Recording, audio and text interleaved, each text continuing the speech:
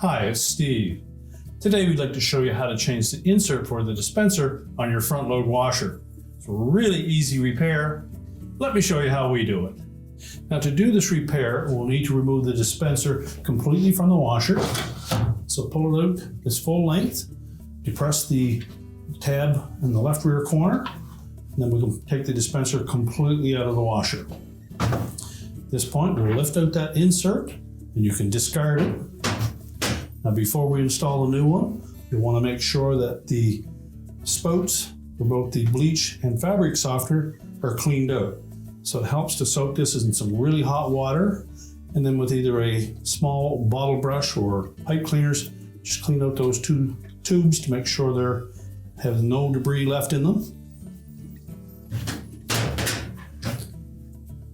And then take the new dispenser cover,